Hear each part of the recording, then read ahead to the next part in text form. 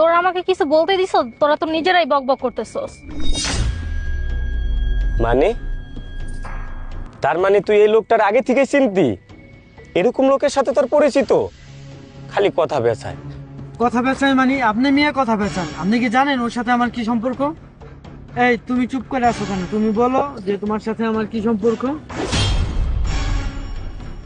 আমার কিছুই বলতে ইচ্ছা করতেছে না। এই 14 ফেব্রুয়ারি দিন ঘুরতে বের হয়ে আমার মনে হচ্ছে আমি অনেক বড় অপরাধ করে ফেলছি। আরে আমি কি করলাম? আমার উপরে রেগে যাইতাছস কেন? ভুল তো এই লোকটার। চিনি না জানি না কই থেকে আইসা এরকম অধিকার খাটাইতাছে। মনে হইতাছে কি যে তোর বিয়ে করা স্বামী। তোমার থেকে এটা আমি আশা করি নাই। এই লোকটা আমার কত কিছু বললো, তুমি একটা কথারও জবাব দিলে না। ঠিক আছে তুমি থাকো, তোমার সাথে আজকের পর থেকে আমার আর কোনো কথা নেই, আমি চলে গেলাম। কি রে আবার তাকা তাকা কি দেখতেছস?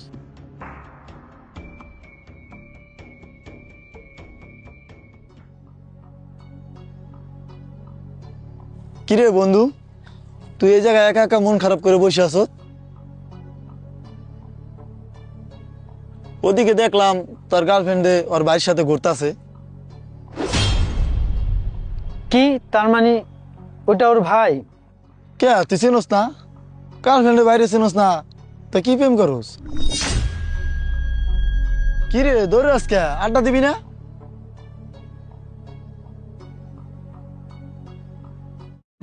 দেখ দেখ এই ছবিটা সুন্দর হয়েছে না? তাই?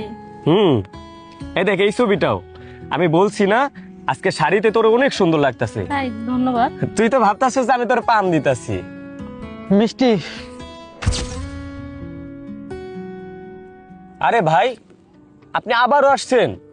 যা দেখতেছি আপনি তো আমাদের পিছনেই ছাড়তেছেন না। কি সমস্যা ভাই আপনার বলেন তো? আপনার লিগে কত সময় নষ্ট হইলো, এখন আবার আইসা দাঁড়ায় রইছেন। বলেন কি সমস্যা আপনার? সরি ভাই, আমি তো জানতাম না যে আপনি মিষ্টির আপন ভাই। আমি শুধু শুধু আপনার সাথে রাগ ব্যবহার করছি, কিছু মনে করেন না। সরি মিষ্টি, তুমি রাগ হয় না, আমি বুঝতে পারি নাই যে এ তোমার আপন ভাই। এখন সরি বলতে আসছো কেন? তখন কি আমার একটা কথা বলার সুযোগ দিছিলা? তুমি তো একা একাই বকবক করে রাগ হয়ে চলে গেছিলা। যাও এখন যাও। এটাই নি তোর বয়ফ্রেন্ড? এর কথাই নি বলতি? অনেক ভালো বুদ্ধিমান। কই আমি তো বুদ্ধির কিছুই দেখতেছি না, এই তো দেখি বল ওর।